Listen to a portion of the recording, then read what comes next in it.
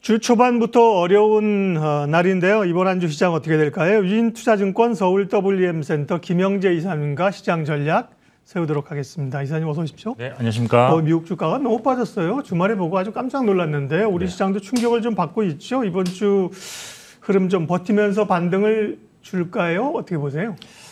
네, 뭐 사실 최근에 오늘이죠. 오늘 지수가 많이 하락한 원인은 뭐 미국도 마찬가지지만 물가에 대한 그런 정점 통과가 좀 불확실해졌다는 것이 좀 더 이유인데, 그래서 좀 빠른 금리 인상이 필요할 수도 있는 그런 상황이기 때문에 이런 점에서 상당히 좀 부정적인 영향을 많이 받았다 보고 있는데, 이번 주 증시는 일단 뭐 하락 압력은 강하게 나타날 수도 있다라고 보고 있지만 주 후반으로 갈수록 변동성은 축소되면서 좀 안정을 찾아가지 않을까라고 보고 있습니다. 일단 기존의 그 박스권 장세는 연장되고 있다라고 좀 보고 있는데, 그래서 하단이 2,600선을 뭐 깨지는 않지 않겠느냐라고 저는 기대를 하고 있고요.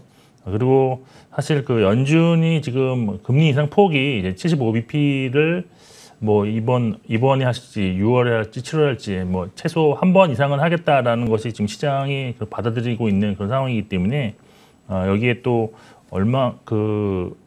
빠른 올해 전체적으로 봤을 때 과연 얼마큼 올리겠느냐 이런 것도 좀 있습니다. 그리고 그렇지만 이런 것은 이제 시장에서 많이 반영하고 있고 따라서 추가적인 악재 발생 가능성은 이거를 제외하면 크지 않다고 조금 보고 있고, 그리고 무엇보다 중요한 것은 국내 증시가 이미 선조정을 많이 받은 상황이어서 지금 뭐 밸류에이션상으로 보면 PER로 보면 10배, 그리고 PBR로도 거의 1배 근처까지 지금 밸류에이션 수준이 하락한 상태이기 때문에 추가적인 급락은 크지 않다. 오히려 급락 시에는 매수세를 좀 유발할 수 있는 요인들이 좀 더 있지 않겠느냐라고 보고 있습니다. 그리고 최근에 뭐 중국 얘기도 좀 나오는데, 사실 중국은 지금 호황제가 동시에 존재하고 있는 그런 상황입니다. 그래서 그렇지만 이제 향후 나올 그 지표들을 본다면 증시에는 조금 좀 악재 부정적으로 작용할 것으로 일단 보고 있습니다.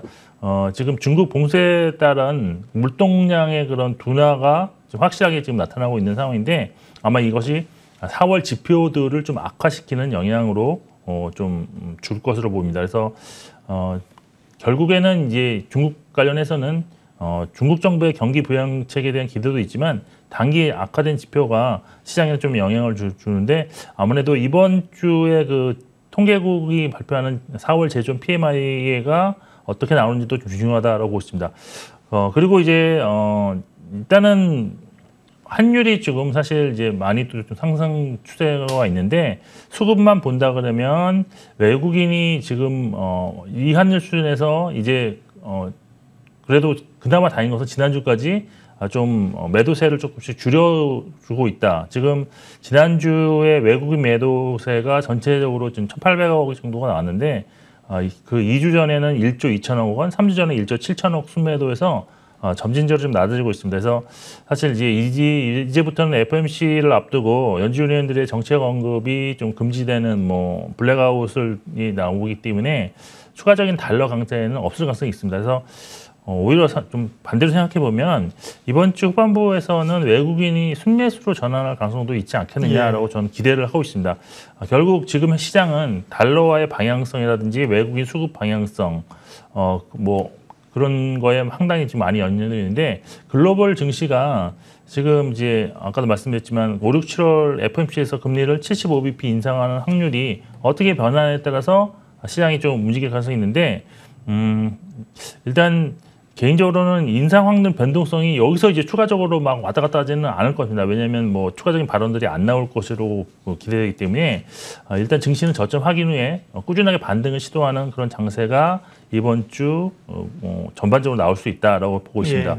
그리고 외국인 같은 경우가 시장을 주도하는 주체로 지금 나서고 있는데, 외국인이 만약 순매수로 전환된다면 그럼 과연 지금까지 사왔던 업종을 매수할 것인가, 이런 것도 좀 검토해 봐야 되는데, 저는 오히려 외국인들이 지금 계속적으로 팔았던 대형주를 오히려 많이 반등이 나온다면 그때 좀 매수하지 않을까라고 보고 있습니다. 그래서 일단 지금 현재까지 외국인이 매도했던 종목, 업종, 그리고 매수했던 업종을 좀 미리 분류를 해두시면 좋을 것 같은데, 외국인이 많이 순매수 전환한다면 그동안 순매도했던 업종이 섬유유복, 의약품, 전기전자, 건설, 증권인데요.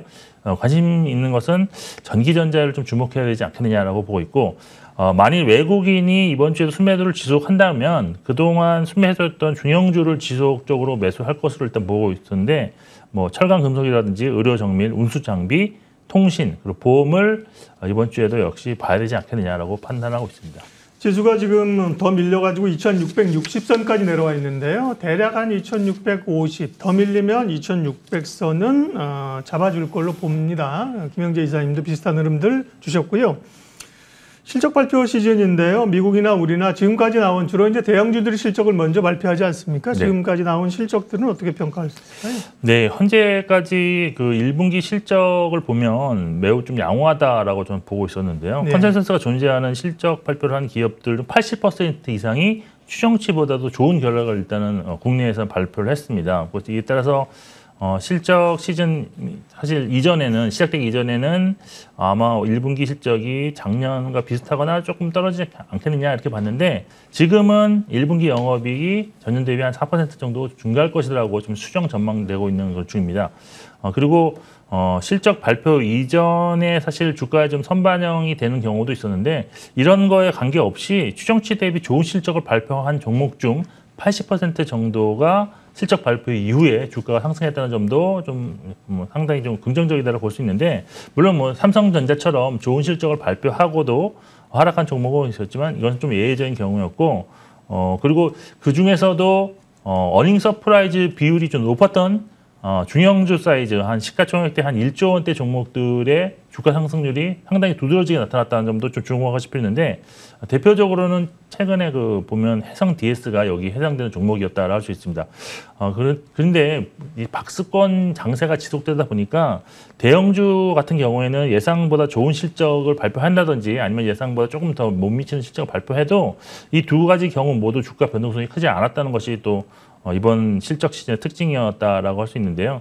따라서 이번 주부터 대형주 실적 발표가 또 본격화되는 것도 있겠지만, 증시 모멘텀으로 작용하기는 좀 확대 해석은 좀 경계할 필요가 있지 않나라고 보이고, 오히려 중형주 사이즈 정도의 종목이 좋은 실적을 발표할 경우에 그 이전 주가 흐름에 관계없이 좀 추가 상승하는 경향이 있다는 점을 좀 더 염두에 두셔서 그런 쪽으로 좀 투자 전략을 세우셔야 되는데, 실적 전망이 좋고 수급 상황이 양호한 중형주를 실적 발표 이전에 매수해서 실적 확인한 이후에 매도하는 전략으로 접근하는 것이 최선이라고 봅니다. 그런 면에서 본다면 아직 실적을 발표하지 않은 종목 중에서 그나마 좀 실적이 좀 예상보다 좋을 수 있을 것으로 보이는 그런 업종군들을 좀 본다면, 반도체 기판 관련한 그런 종목들, 그리고 철강주들, 그리고 의료기기 관련주들, 그리고 손해보험주 중에서 사이즈가 조금 중형주 사이즈로 좀 수급이 좀 수급 변화에 따른 주가 흐름이 좀 양호하게 움직일 수 있는 종목들 선별해 보는 것이 좋지 않겠냐 판단하고 있습니다. 네. 섹터 얘기 좀 하겠습니다. 오늘은 뭐 음식료 업체들이 이제 발군인데요. 전반적으로 금리 인상에 대한 부담이 시장을 누르고 있다. 그러면 은행주나 보험주나 금융주도 좀 주목해 볼 필요가 있지 않나요? 오늘 근데 금융주는 뭐 그렇게 강하진 않습니다. 네.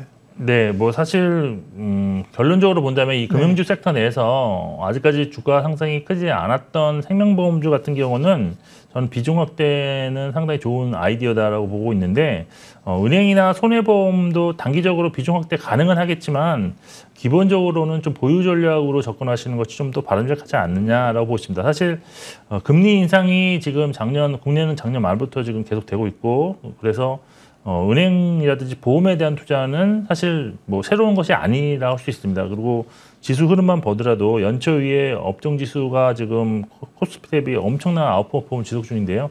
4대 은행 평균이 연초 이후에 지금 한 16.3% 정도 평균적으로 상승했고요.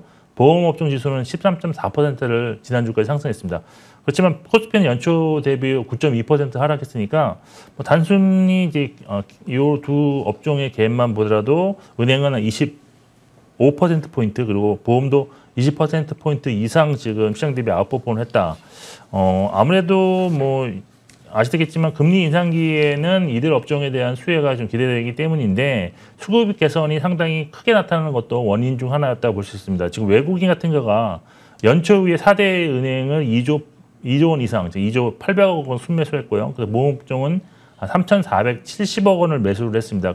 전체 코스피를 지금 9조 4천억 원을 순매도 하고 있는 중에 이들 두 업종에 대한 러브콜이 지속적으로 나타나고 있다는 점은 아직도 좀 주목을 하실 필요는 있다라고 보는데, 근데 사실 은행을 추가적으로 매수하기가 좀 꺼려지는 이유들도 있습니다. 금리가 지금 꾸준하게 상승함에 따라서 부실 채권이 늘어날 가능성이 있기 때문이고, 그리고 코로나19 관련해서도 사실 지원금이 보통 대출 형태로 좀 많이 나왔기 때문에 이제 뭐 아직까지는 그런 것이 나타나고 있지는 않지만 실제 상환되지 못할 그런 대출금 발생 가능성도 일단 높다고 일단 보고 있습니다. 그리고 과거에 기준금리 인상이 있은 이후에 은행 업종의 그런 주가 흐름이 초기 1년 동안은 주가가 뭐 나쁘지 않았지만 그 이후에는 주가가 하락 전환했던 점이 있었다는 점도 좀 고려를 해보실 필요 있습니다. 물론 현재 지금 예대 마진이 지금 확대되면서 수익이 지속적으로 증가하는 구간에 있기 때문에 단기적으로는 보유 전략을 유지한다고 보고 있지만 그렇지만 이제 비중 축소를 고려할 시기는 이제 하반기에 주가 및 수급 상황을 검토한 이후에 좀 고려해 보셔도 될 것 같고요. 그다음에 손해보험 같은 경우는 단기적으로 지금 좋은 시점 바탕으로 주가 흐름 매우 좋은데, 이것이 좋은 시점 바탕이 코로나19 확진자 증가에 따른 그런 재택이라든지 그런 손해율이 하락했다는 점에서 지금 반대로 지금 사회적 거리두기 다 해제됐기 때문에 손해율이 다시 상승할 가능성이 높아진다는 점, 이런 점은 좀 고려를 하실 필요가 있습니다. 그리고 생명보험 마지막으로 말씀드리면, 전통적으로 실적과 관련돼서 금리 민감도가 높기 때문에 금리 상승기에 유리하고 금리 하락기에 매우 불리한 업종이다라고 볼 수 있는데, 그리고 금리 상승하는 도중에는 사실 채권 수익률은 지속적으로 상승하겠지만 반대로 채권 평가의 이익은 감소한다. 그래서 채권 평가 손실을 발생해서 항상 상쇄되는 보험이 있기 때문에 금리가 인상하는 도중에는 급격한 그런 수익 증가는 없습니다. 하지만 금리 인상이 완료된 이후에는 높아진 채권 수익률을 반영되기 때문에 이익이 급증하는 관계로 주가도 그보다 먼저 선반영하는 그런 특징이 있습니다. 그래서 지금 장기적 관점에서 생명보험주에 대한 관심이 필요하고, 그리고 지금 FOMC 금리 인상 앞두고 생명보험주 정도 하나 정도는 매수를 시작해도 좀 좋지 않겠느냐라고 판단을 하고 있습니다. 예. 개인적으로는 하나생명은 좀 좋게 보고 있는데요.